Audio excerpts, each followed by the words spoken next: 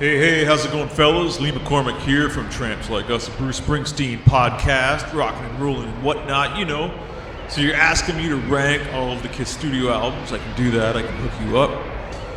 And let me preface this by saying Alive is my favorite Kiss record. That's their best. Come on now. So you got my list, but I figured I'd give you some commentary on my bottom five and my top five. So coming in at last place is Jigoku Ritudasuden, Jigsaw Rudy, whatever it is, man.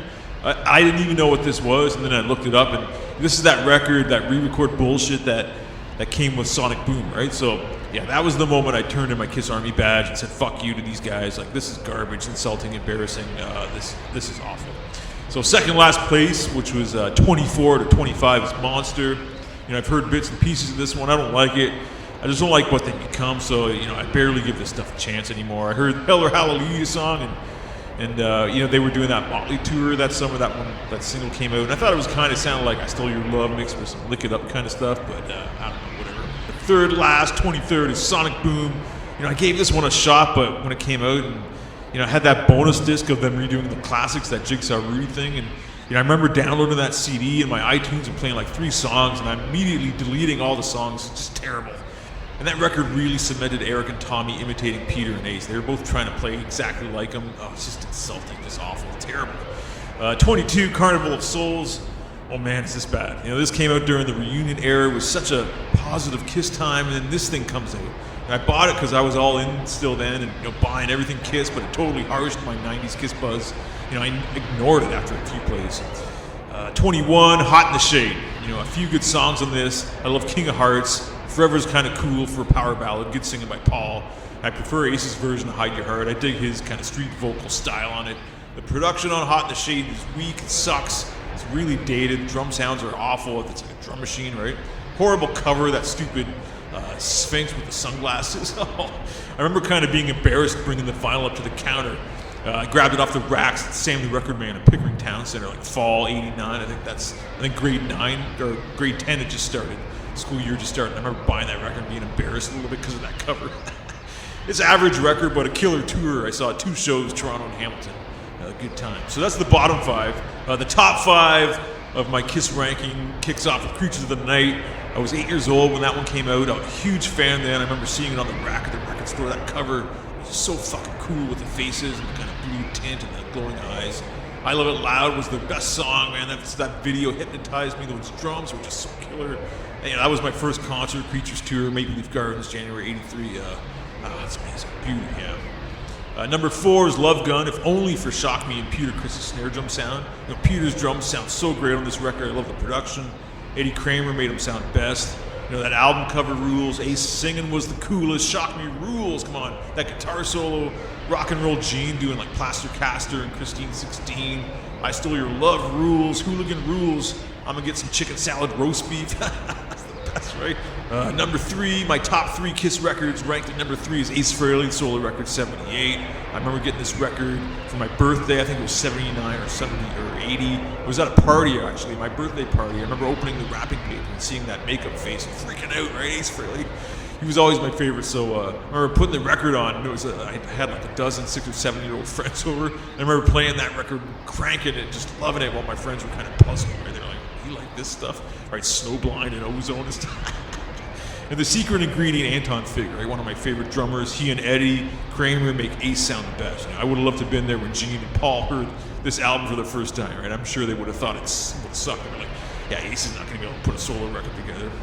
Imagine them hearing this record for the first time in their faces. All right, definitely the high card of the 4 solo records is Ace, yeah. Number 2, Dressed to Kill. You know, I love it because it's short, snappy, that crisp production on the album. You know, bubblegum, pop, Neil Bogart influenced.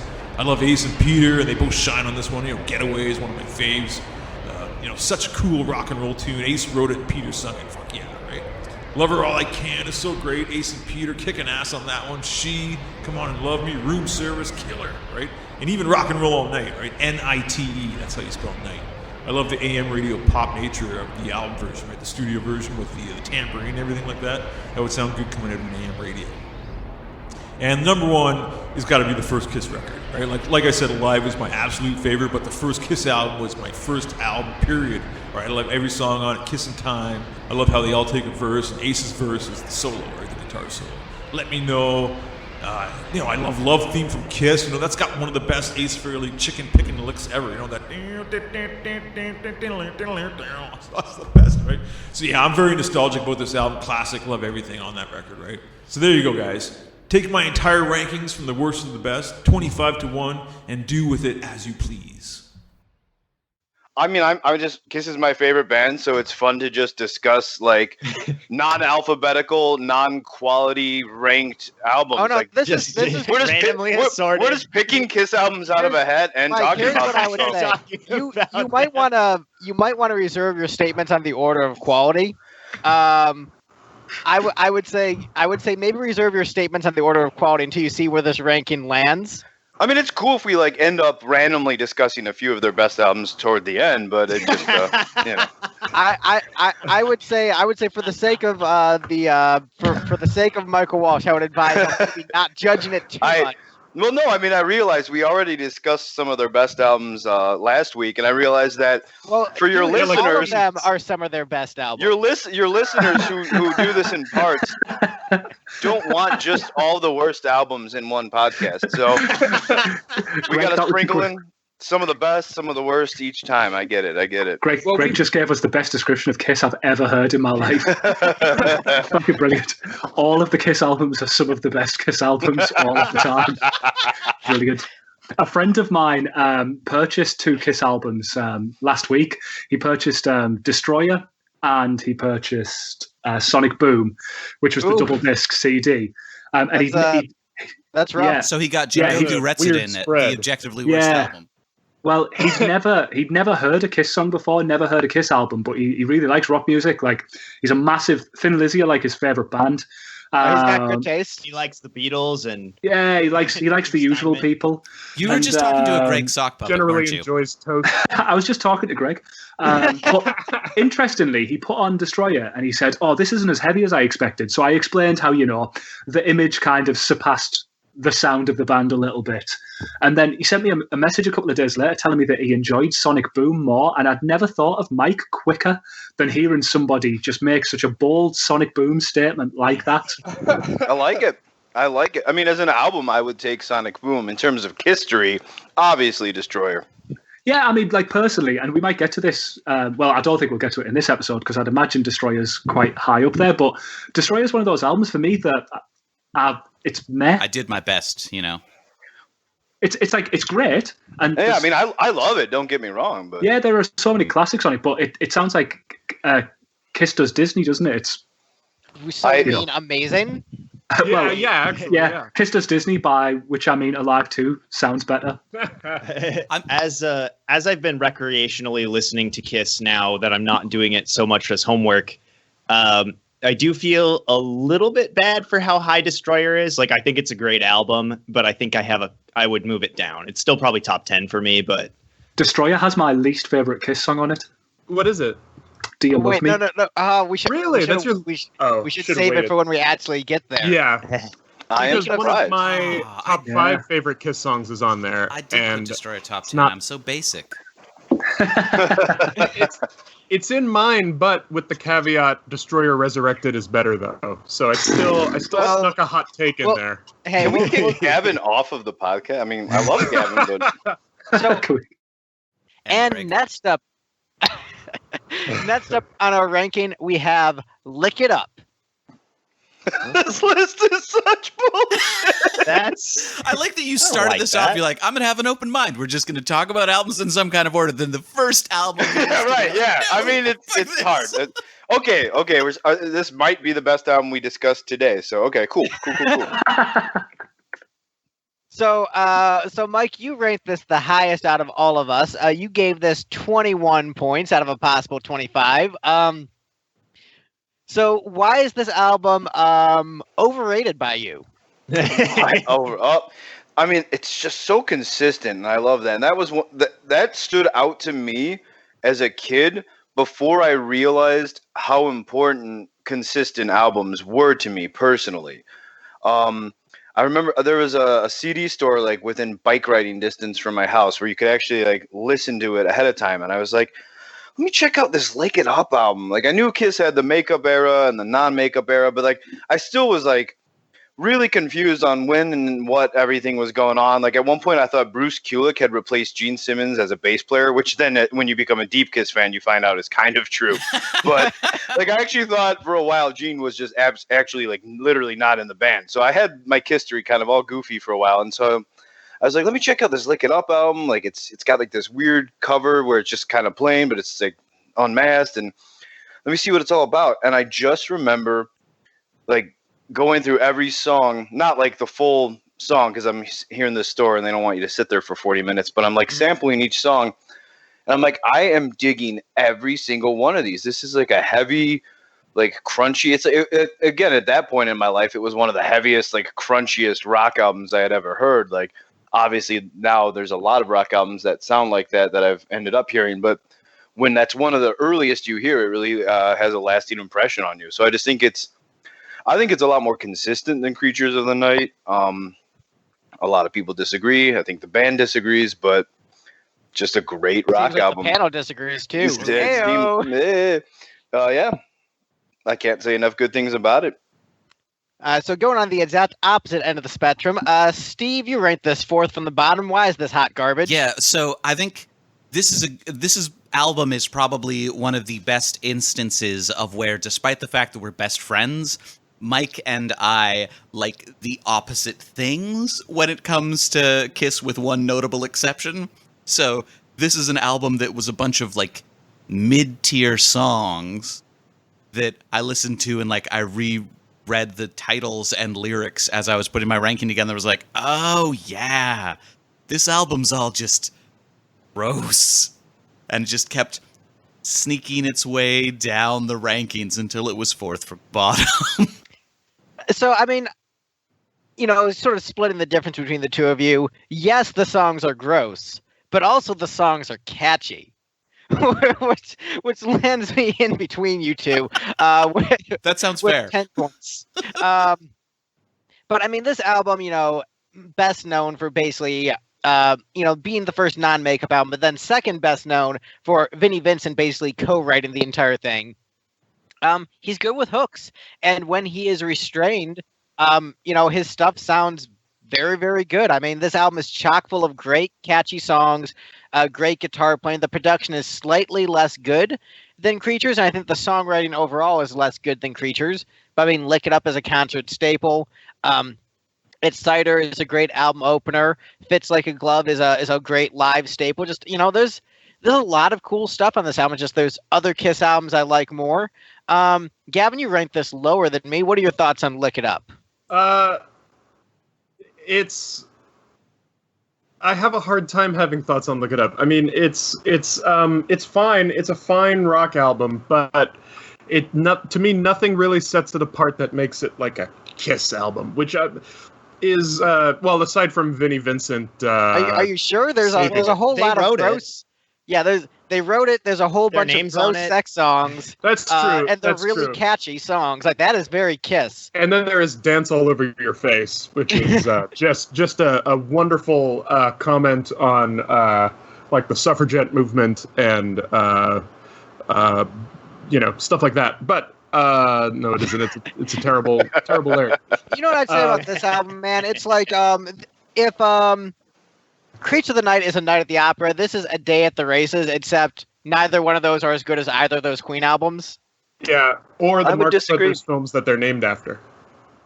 I might give Creatures over the Marx Brothers films, but and not Lick It Up. I think that's fair. So if I'm doing my ranking of all of those, yeah, that's the next episode we need to do. Kiss albums with Marx Brothers films thrown in. You're right. So like Duck Soup would be at the top of the list. You know, but I think to me, Exciter is the best song on this album, and you know, I mean, I'm also saying goes that downhill from there, like a David Bowie movie, like Man Who Fell to Earth. But like, I mean, of course, I'm saying this as someone who, when I just saw Kiss this past March, I was singing along to Lick It Up. I was, you know, excited to hear the weird "Won't Get Fooled Again" interlude bit that they, for some reason, do. Because it's cool, bruh. Yeah, it is cool. All hell's Does Kiss breaking need loose. any more motivation to do something other than it's cool? No, but if it's cool and makes them money. Yes. Yeah. But yeah, no, I Give Me More is a nice Led Zeppelin tune. What? Or wait a minute. You're thinking of a different song, I'm buddy. thinking of a way different song. Sorry. Give Me More is just like, hey, this is our fast metal song per the album. Yeah, sorry. That Paul sings. I got that one confused. Fits Like a Glove is okay. High praise. Oh yeah, but this did have Paul Stanley rapping in a music video with sword fighting and little people. Really just a Whoa, there's masterpiece. little people? I don't remember that. I have to rewatch that. Oh yeah. You don't remember that? I remember the There's little sword people fighting. and large people. I have to rewatch this, It's apparently. like the opening scene of the video. There's like a guy on stilts and a little person. What a video. So, Jamie, what are your thoughts on Lick It Up? I'm a big Vinnie Vincent fan, so I quite like Lick It Up. I think it's a classic example of one of those Kiss albums where it shines really brightly, and where it doesn't, it's really dark. Where the sun don't shine? Yeah, big time. If I remember rightly, I think that this is the only Kiss album prior to Sonic Boom that doesn't feature any outside writers. Oh, the last album prior to Sonic Boom that doesn't feature any outside writers? And prior to that, so the first album's obviously got the cover on, and there are some pre-Wicked Lester songs there too. Mm-hmm. Similar with Hotter Than Hell and Dressed to Kill, because you've got What She and about, Going Blind. Rock and Roll Over. There's no outside writers on that. Sean Delaney, probably. Yeah, Sean Delaney. Oh, Yeah. yeah. So yeah, this might be one of the only albums where it is self-contained within the band. Yeah. So I think it's the only album prior to Sonic Boom where the songwriting credits of the album are actually the members of the band at the time.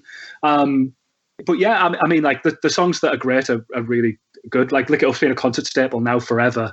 And Excite is a phenomenal song. It's a shame that it's not Vinnie playing the solo, despite the fact that it starts with the most "Here's a Vinnie Vincent solo" sound of all time. Right. But that said, it is a really good solo. So I'm like, oh man, I understand why you left that. It's a good solo. Yeah. So Victor, did Vinnie Vincent save Kiss? He did it, folks. He done did it. Forget the haters, we won. Mission accomplished. And it's George Bush with the Star Child makeup.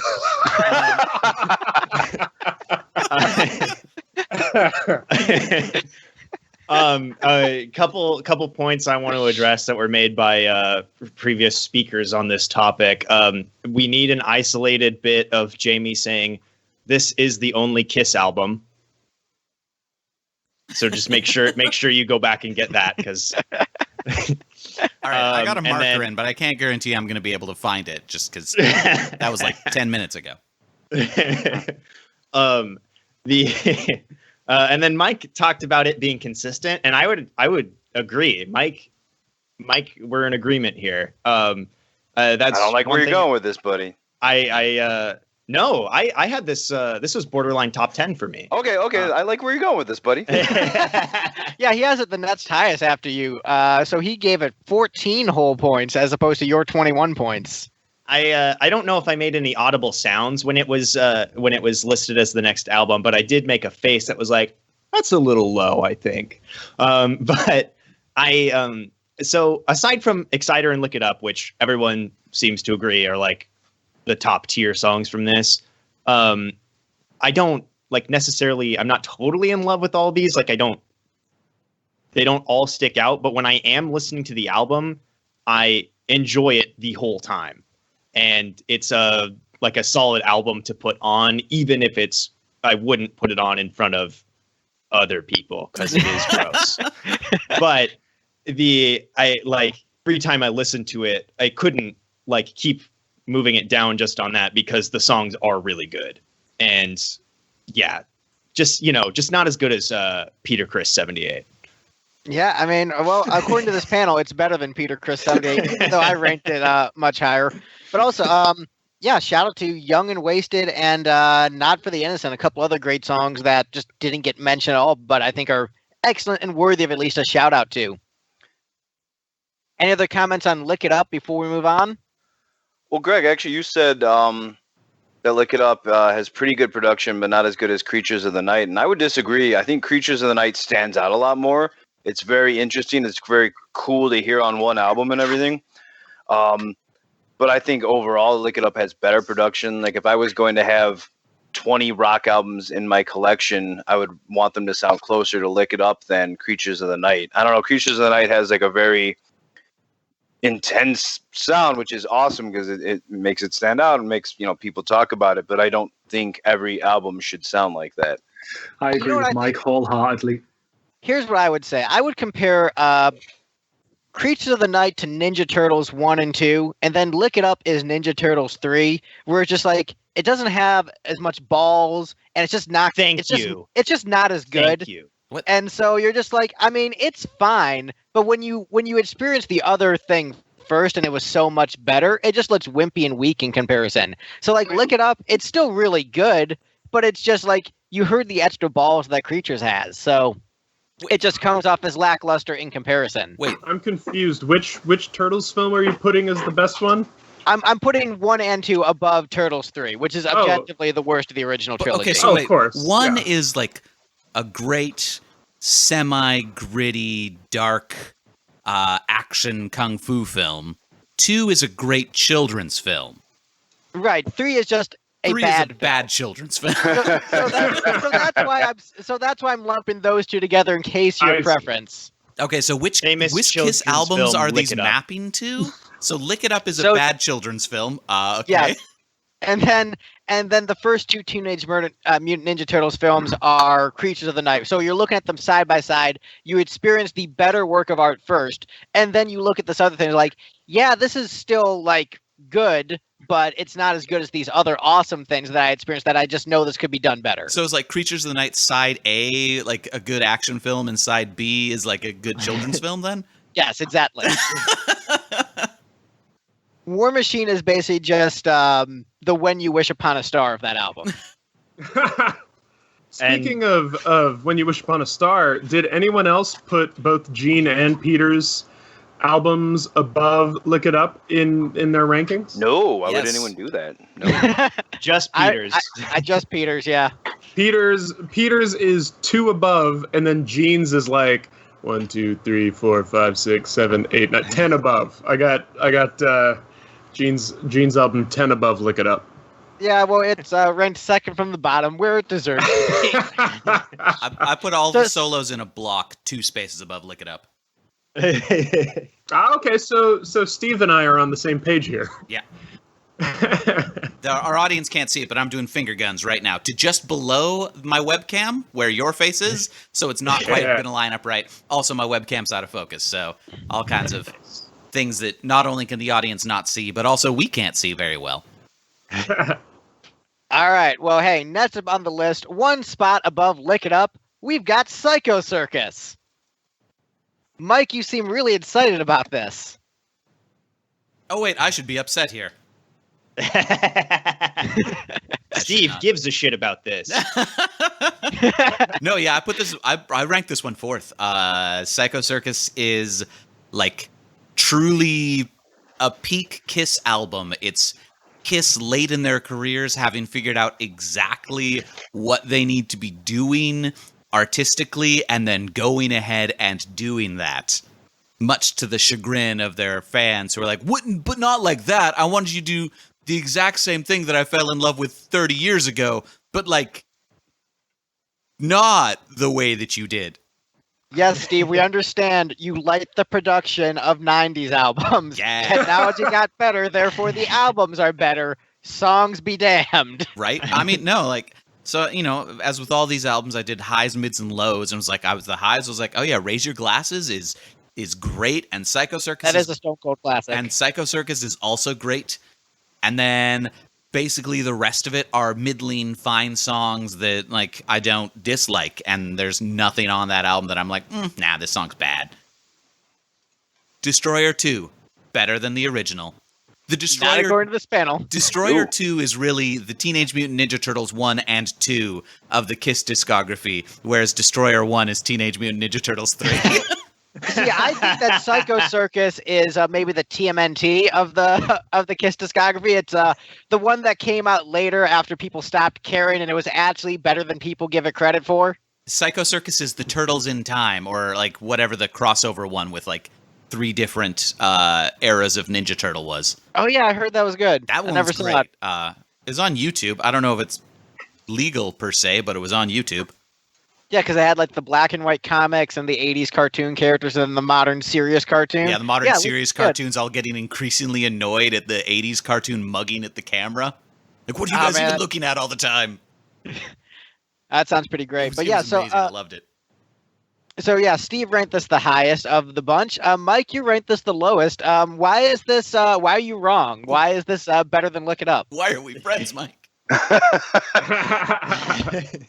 Psycho Circus is such an interesting album, and I think especially depends on when you heard it and when you joined Kisstory. So for me, it was my first new Kiss album.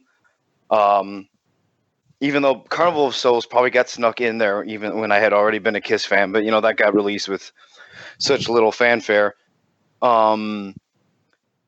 Yeah, I was really excited to get Psycho Circus at the time. I really enjoyed it. I didn't consider it like a new favorite, but I really enjoyed it. But even back then, it always kind of felt odd. I was like, I feel like they made weird choices on this album. But I was like 13, so I was just loving it. But, as time goes by and you can reflect on it, it's just, I guess, once again, weird choices. I don't know. I mean, cool that Steve digs it, but I really don't think it's the album they should have made. I don't really think it's the album that represented them. I hope they had fun with it, although they didn't have fun with it. So, yeah, I don't know. It's enjoyable, but it's like bottom 5-ish. So the fact that like 6 way better albums are below it somehow is just proof that this is a random discussion of Kiss albums and not in any particular order. 6 random albums and the Peter Criss solo. Right. Well, I mean, look, this is the only legitimate ranking of Kiss albums. This is the true proper ranking as determined by science. So I ranked it the next lowest after Mike. I kind of have some similar sentiments to Mike, but I think that it might have been the wrong. Some of the songs could have been swapped out for stronger material. But overall, there's a bunch of songs in here I really like, and it does have a very distinct vibe to it. So I would say it's a good album, but songs like freaking We Are One and I Finally Found My Way, like they should have replaced them with better songs. There's certain songs like, you know what, I don't know if that's up to snuff. I get the idea, but the song isn't that great. But then there's stuff like, Raise Your Glasses, Psycho Circus, Into the Void. You Wanted the Best aside from the terrible chorus. Man, it's like you almost had a great song and then you just wrote a terrible chorus. There's a lot of stuff to love on this album, Journey of 1,000 Years. So I would say it's a good album.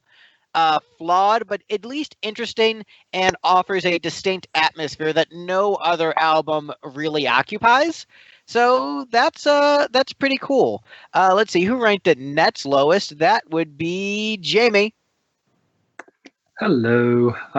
Quite consistently, I'm going to say that even though I might have ranked it quite lowly, I do still enjoy the album. I think Steven's like onto something really. Like this, as much as Kiss have forever said post Destroyer that every album is like Destroyer, I do think that Psycho Circus is the closest they ever got to a Destroyer 2. Like, I really do.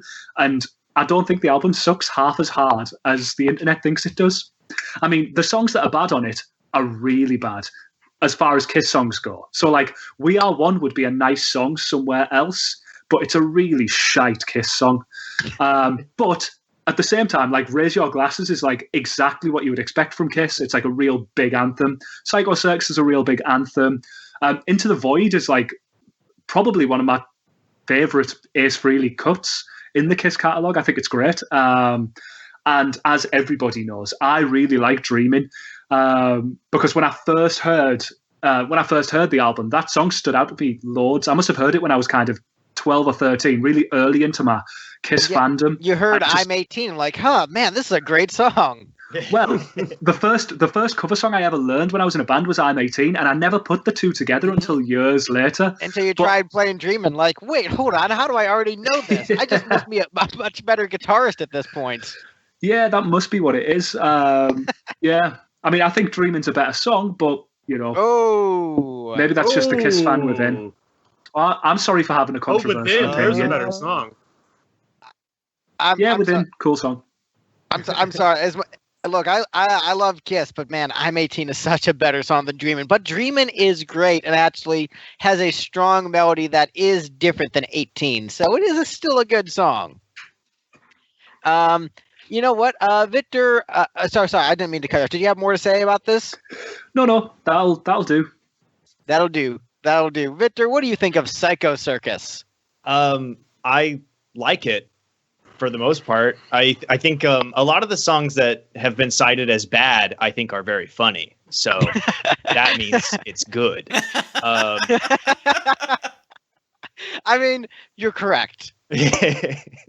Like the increased, like in my notes as I was listening to We Are One, just like the more insane my sentences get and just like the more typos in there, just like because I was laughing while listening to it.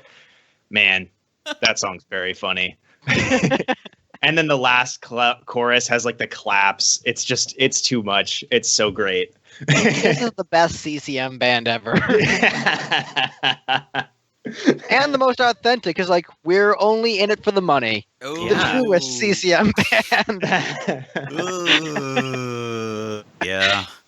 Creedence Clearwater Memival. Christian contemporary revival. But yeah, I think this album is overall very enjoyable, and I think it kind of honestly like Lick It Up. I think it's just pretty much good all the way through, except for like the songs that are bad, which are very good. And Bad I did or good if you were. No, that's a different album, Greg. say.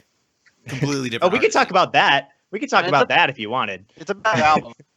But I think most of this panel already discussed that. Basically, everyone here except for Gavin.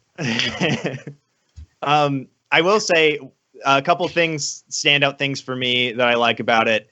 I Pledge Allegiance to the State of Rock and Roll is not necessarily my kind of song, but it makes me think of Greg, which warms my heart in a weird way.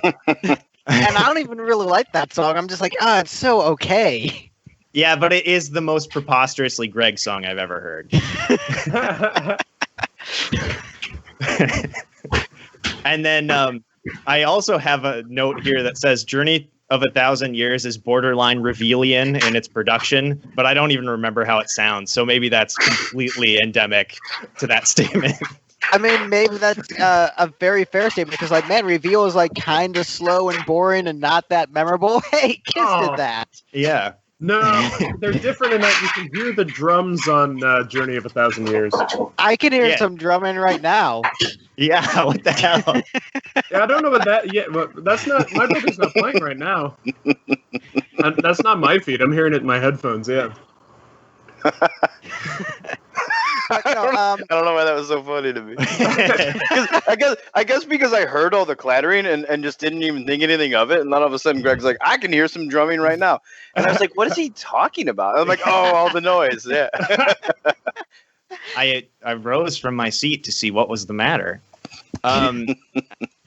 Also, in my notes, every time I would hear somebody I recognized, I would simply write "Hello, Ace" or "Hello, Peter," which is just a very funny thing to see in between tracks. That's so good. But yeah, I overall like this album. It's exactly in the middle for me, I think. Somewhere near the middle, at the very least. Yeah, and I think, Gavin, you ranked this the next highest after Steve. So why do you love this album just not as much as Steve does? Because to me, I mean, it was my first new Kiss album. You know, much like Mike said, technically it probably would have been Carnival of Souls, but I wasn't aware of that, and I had seen it in in Rasputin's, my local CD and cassette store, because I was buying cassettes at the time. Well, my grandmother and parents were buying them for me because I was 8. But anyways, I saw Carnival of Souls, saw that there was no makeup. I had no interest because I was 8, But Psycho Circus, I got it for Christmas of it had to be 97 or 98. 98. Yeah, because it came out in 98. So if you got a Christmas 97, good for you for that advanced copy. Before they even finished recording it.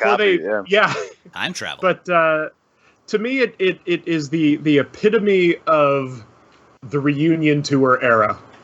It just sums up that whole thing, and it does it in 2 songs. It does it in Journey of a Thousand Years and You Wanted the Best, right? To me, Journey of a Thousand Years is the pinnacle of what I thought Kiss could be at that age. Grand, sweeping, like epic, mystical, actual musicality. Journey of a Thousand Years is in my top 10 Kiss tunes ever. Like, it's one of the best things they've done. And You Wanted the Best to me is a true statement. A true statement, and B, such a wonderful example of how that band operates.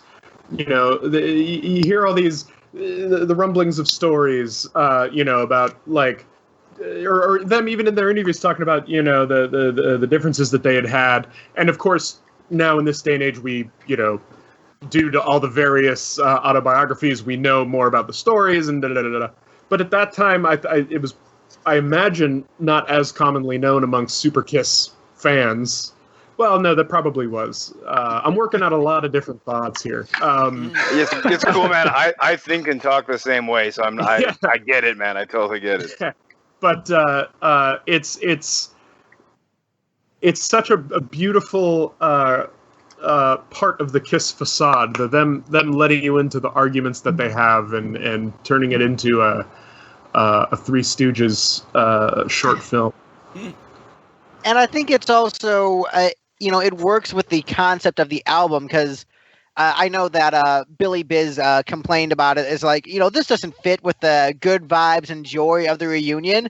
But if you're looking at this as a vague concept album, or at least a themed album, it's followed by Raise Your Glasses, which is saying like, hey, we've gotten through our fighting, and now we're celebrating because we're the best, we're the champions. But also, we didn't write that song, so here's another sports song instead. Well, but to me, it fits in because of how beautifully it doesn't, right? Because you start this album with Psycho Circus, and then you got Within, which is also that kind of like dark, faux creepy, Gene Simmons mysticism. 90s. Yeah. Gene Simmons attacking a Bruce Kulick riff with his words. And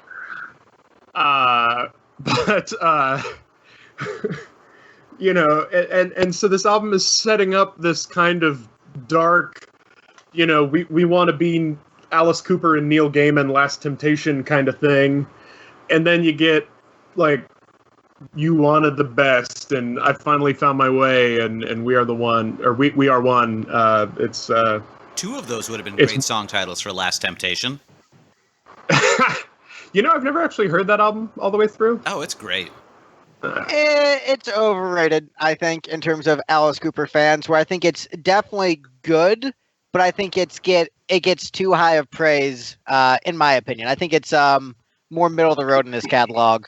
See, I'm very selective with Alice post Special Forces, right? I think after Special Forces, he didn't make like a solidly excellent album until Brutal Planet, and then he hasn't since.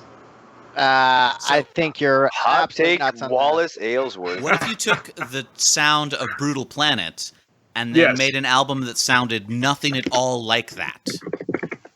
And also nothing at all like Poison. Or Trash, sorry.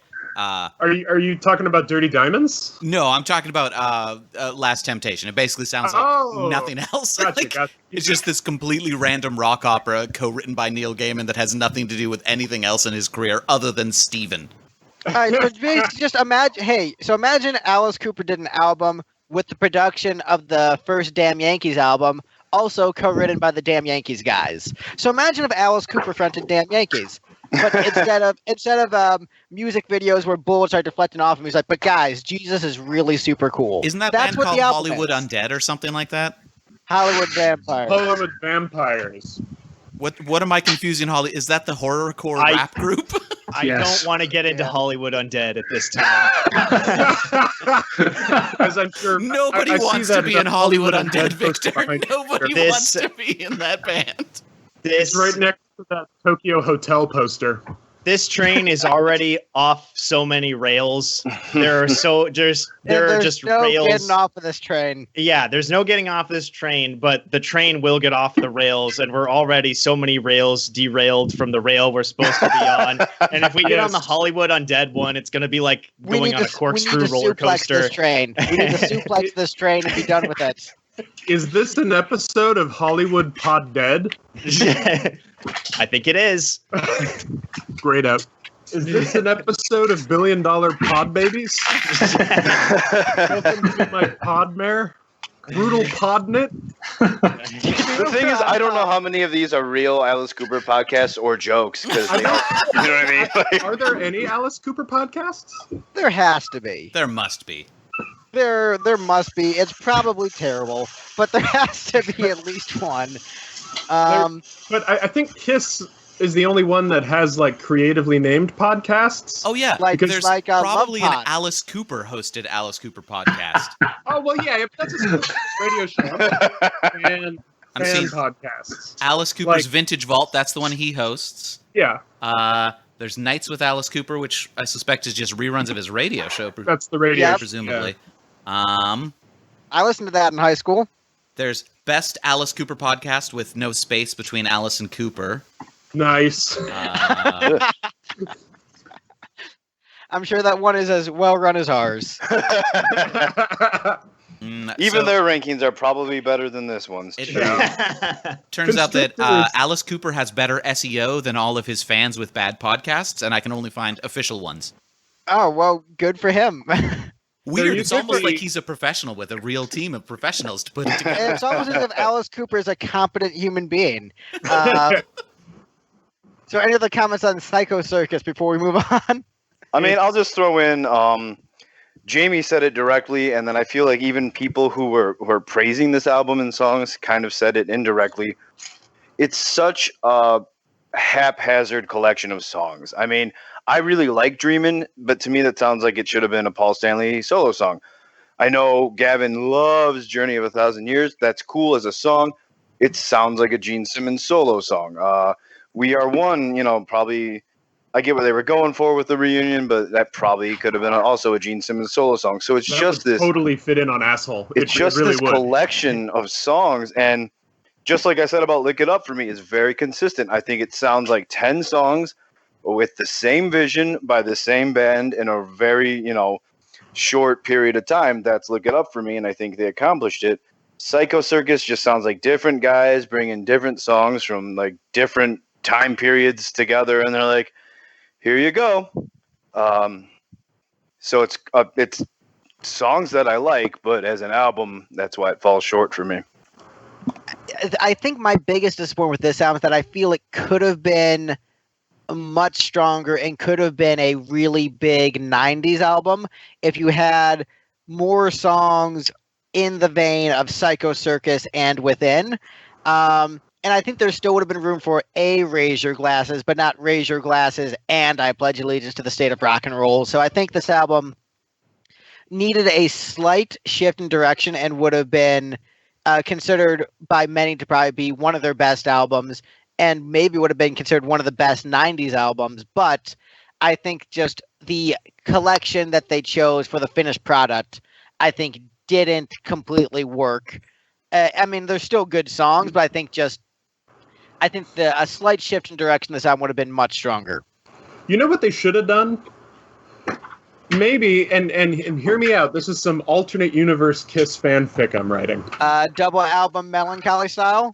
Oh, no. But go ahead and take Pledge Allegiance to the State of Rock and Roll off the album. Release it as a single that accompanies the Second Coming, the video. Like, And then that's a good Second idea. Coming. Oh, have you not? Oh, when can we do a commentary episode on the entirety of the Second Coming? All 2.5 hours of it. Depends on... Can I do screen sharing of, like, my DVDs with Skype? I don't know, maybe, but like, I study eschatology and have no idea what you're talking about. Oh, it was a straight-to-video documentary about the reunion era. Directed by Tommy Thayer. Ooh. Yeah, and written. Oh my God, is everyone bad at reading cue cards in the studio? All those voiceovers, they're so painfully, obviously being read because Tommy wrote them out. Because otherwise, it would just be Ace and Peter going, "Fuck everything about this," you know. But, Except all the money we're making. yeah. But because that is the only time that I've heard that song and like got this big like rush of power with it is when it comes in at the end of the Second Coming, and it's, you know, we're just getting started, and it's them doing the photo shoot with the new costumes, you know. Yeah, I think that. Also, man, what a bummer that the Psycho Circus comic book costumes weren't the stage outfits for that tour. I think we just had an earthquake. Yeah. Okay. Yeah. All right. Well, What if we if- suddenly lose Gavin, then R.I.P. Gavin. This is it his was a little one. memorial It was. Where do you live, Gavin? I'm just outside of San Francisco. Okay, so you really maybe just had an earthquake. Yeah, you Okay. would fall no, into I the think ocean. we had That'll be a small one. shame. Yeah. I mean, I've said some negative things about you, Gavin, but I actually really like you as a person, so please be okay. I mean, Death to your Kiss opinions, but not death to you. right, yeah. Thank you. And only death to some of the Kiss opinions. What if instead of "you wanted the best," the chorus had been "we wanted the checks and we got the checks." You gave us the checks. So thanks for the your checks. delivery sounded like Faith No More, and I got a little bit confused for a second there. You want the checks, but you can't have them. That was doing They're Mike in my Patton's face. stint in Kiss. Oh Good man, times. I mean, it was the 90s. And Mike Patton, he's in every band. that would be amazing. There's just some random song where they're just cruising along with the, Paul Stanley, yeah, vocals, and then suddenly, Mike Patton just comes in, do. Yeah, what if Mike Patton does the rap for "Read My Body"? Mike, pretty we wear like latex masks, not gas masks. What are you doing? Oh, update. It was a 2.6 magnitude earthquake. Dang. A little one. Just a baby one. Yeah. I did just have one more random thought about memory, I guess, of Psycho Circus. There was a website. I want to say it was Roth's Rendezvous or like Roth's Kiss Rendezvous or something like that, where he put up like sound clips of each song before the album came out, and it ended up being controversial as like kind of a leak. And this was before, the internet was in full force with full downloads and everything. So it was crazy to even get like a 30-second low quality wave clip. And I remember listening to Pledge Allegiance and thinking it was really cool. And then, there's the part with the vocal where Paul sings like, "I'm satisfied." And then Ace goes, "Ow, ow, ow, ow," on guitar. You mean And Tommy? I remember like telling my cousin, like, "Oh yeah, so I heard clips from the new album. It's really cool. There's this part where like Paul sings and then like Ace like mimics it and goes, 'Ow, wow, wow, wow.'" And I'm like, "Well, but he does that on guitar." And my cousin was like, "Yeah, because that would be stupid if Ace just did that with his voice." Wow, wow, wow, wow. And I don't know. This is a classic childhood Kiss memory for me. Yeah, I mean, thank God that didn't happen, because otherwise Kiss would have done something stupid on that album. Right, yeah. Thanks for listening to the Lipstick Panel, hosted by Lipstick Generation. Lipstick Generation's music can be found on all major streaming platforms and at lipstickgeneration.com. If you're listening to the podcast on YouTube, be sure to like, comment, and subscribe. Let us know your ranking of the subject in the comments down below. Feel free to leave us an episode suggestion also. If you're listening on Apple Podcasts or your favorite podcast app, please leave a review and tell a friend about our show. Thanks and rock on!